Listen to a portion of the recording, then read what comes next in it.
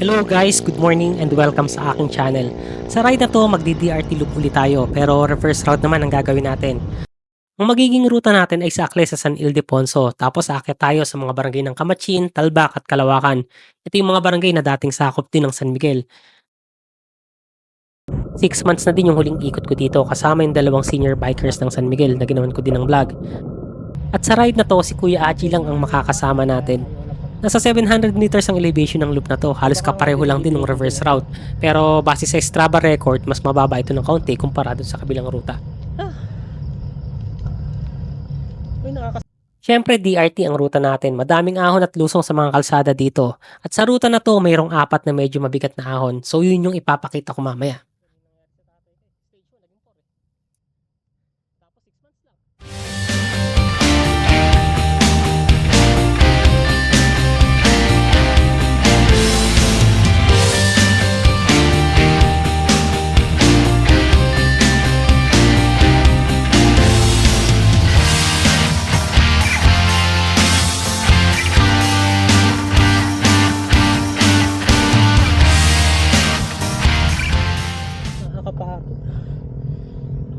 Nakakapagod. Itong kalsada na tinatahak natin, dulo na to at medyo liblib na parte ng San Ildefonso. Medyo mahaba din ang savanna dito at kung papansin ninyo wala na halos bahayan sa parting to. Bali, ang lusot pala nito ay yung Eagle Cement sa Akle.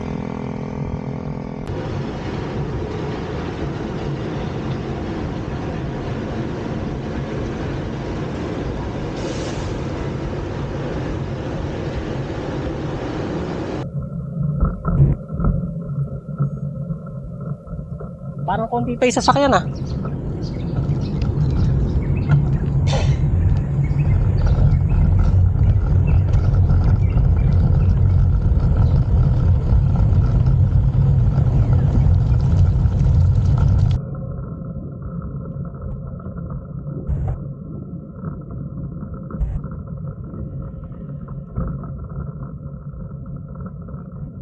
So nandito na tayo ngayon sa palengke ng Akle. Itong kalsada sa kanan ang papunta sa arko ng DRT. Medyo matitindi din ang mga ahon dyan pero hindi yun ang magiging ruta natin ngayon. At ito namang sa kaliwa ang pabalik ng San Miguel. Dito muna tayo sa mas madaling ruta dahil wala din naman kami halos ensayo ni Kuya Aji.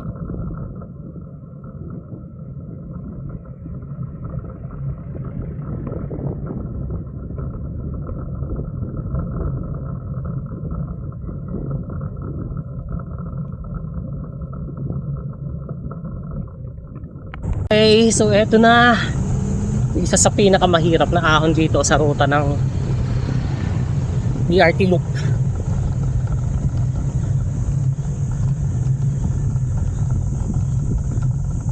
Ay nako. Kung ginaahon ko.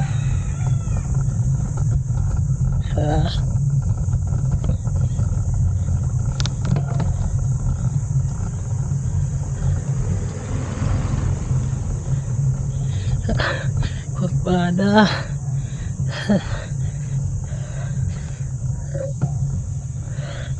17.9, 19.7, 20.3.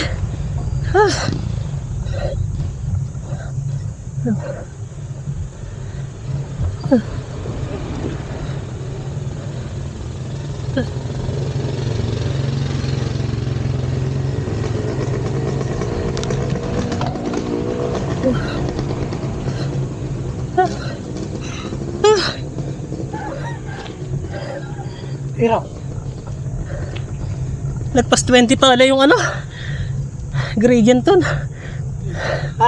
Pahinga tayo kung gusto nyo dyan. Ano? Oo. Sige. O dito muna. Takot. 20.3 din pala yun. Feeling ko mas mataas yung isa eh. Magiging gradient ba kung isa?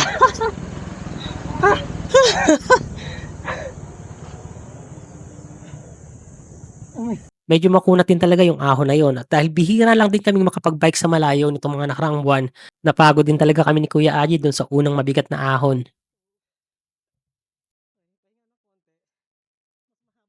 Mga lagpas 100 meters lang mula sa unang ahon, nandito yung pangalawa at mas mahabang ahon na halos 20% din ang gradient.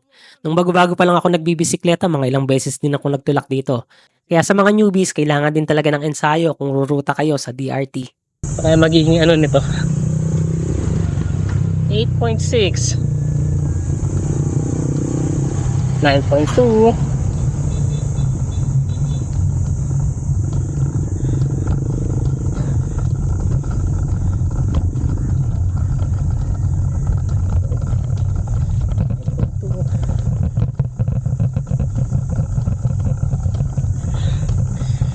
10.1, 11, 13, 14.6, 16.8,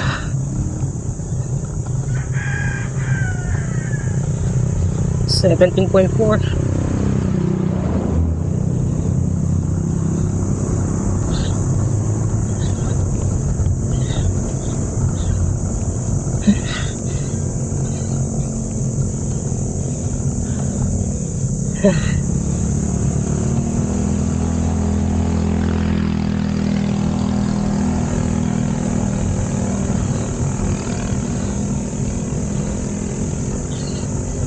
17.8.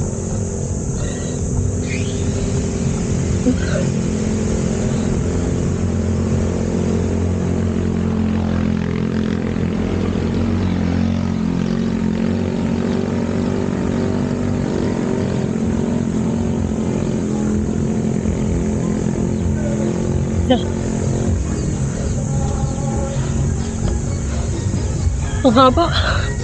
Ang haba.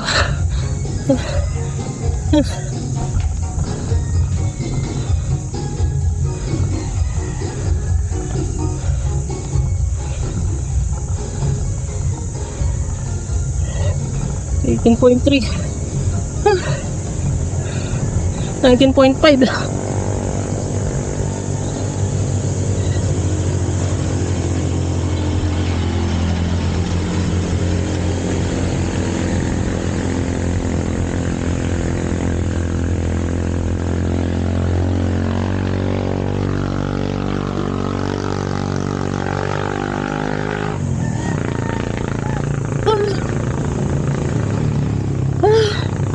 Diyos ko.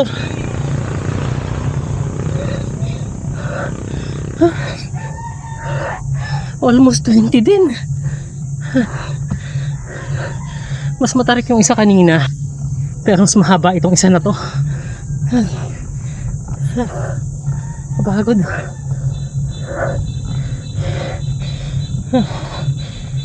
Pagod.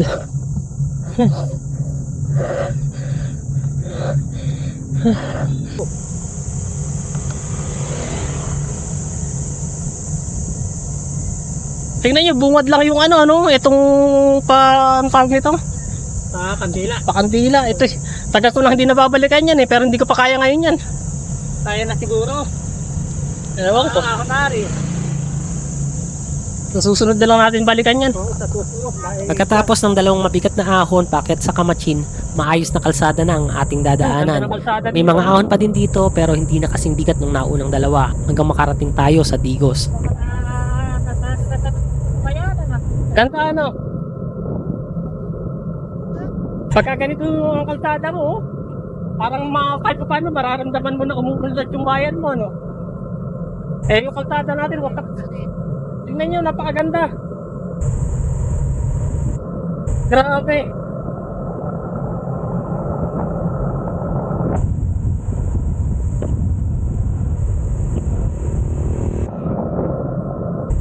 Diyan ang kalsada dito. Malamig pa. Ang daming puno,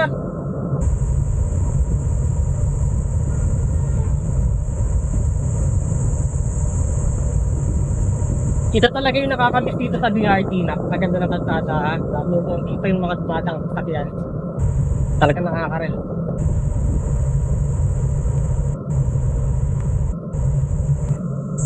Sobrang solid din talaga na magbike dito sa DRT, lalo na kung malakas pa ang tuhod mo. Kung makikita nyo, maayos ang mga kalsada dito at halos espaltado na lahat.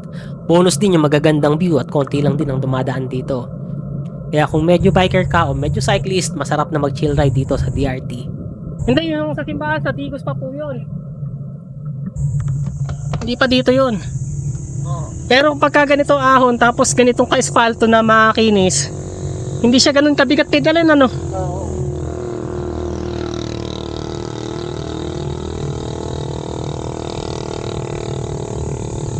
Ganda.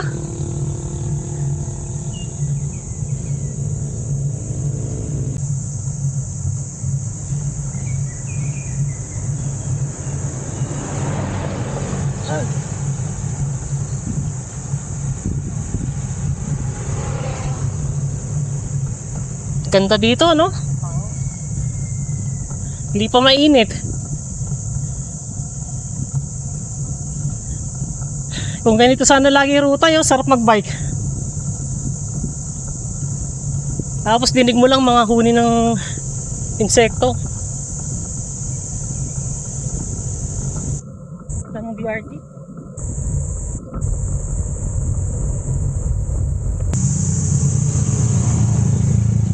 Mula sa Digos, bababa na tayo ngayon sa Balaong Bridge. At kung reverse route ang gagawin mo, itong pababa na to ang pinakamahirap na ahon mula sa kabilang ruta.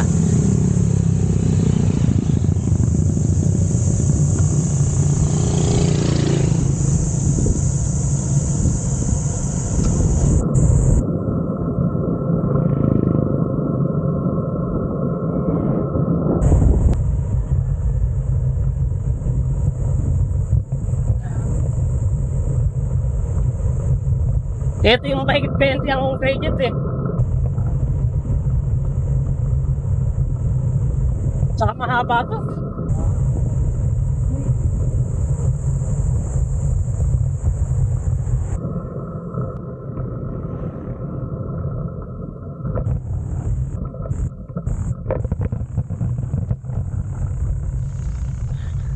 Kakaan yung kurbada.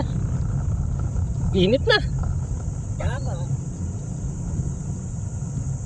Ito na yung isang pinakamahirap na mga ahon dito. Hindi naman, pero mas mahirap yung kabilang side eh, kaysa dito sa kabila. Dito ang pinakamahirap na lang, yun ang kamalig. Eto nga, tsaka yung sa Pakamalig.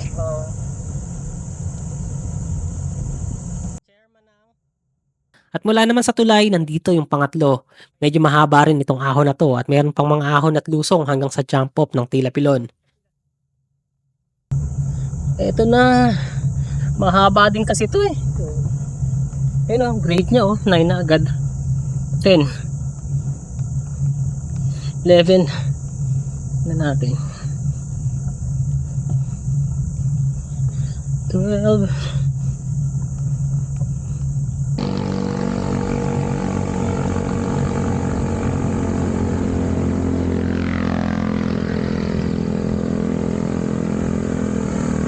Seventeen.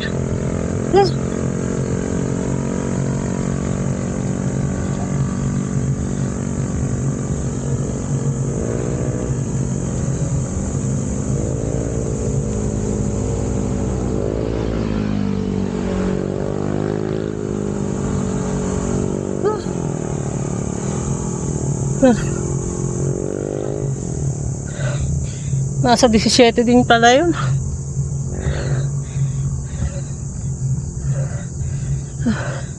Napahinga kasi tayo eh.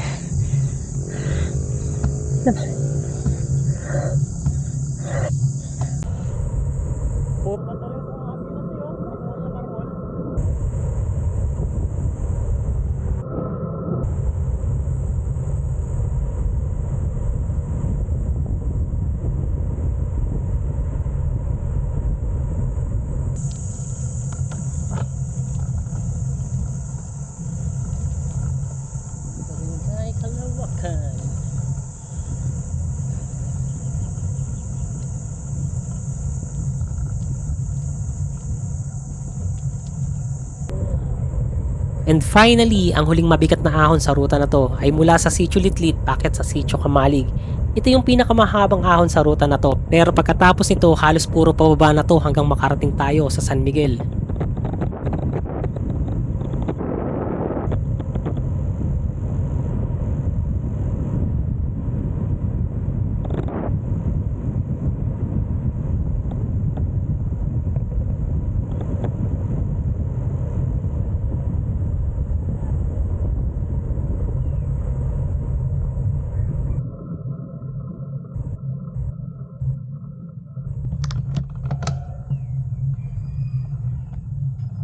Ayos espaltado na.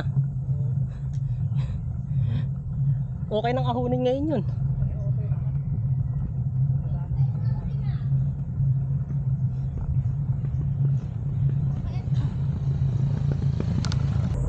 So ayun, hindi ko na nakuhanan ng buo yung pang-apat na ahon. Sa susunod, pag may oras at ensayo, ang subukan naman natin ay yung mas mahabang ruta kasama yung arko ng DRT.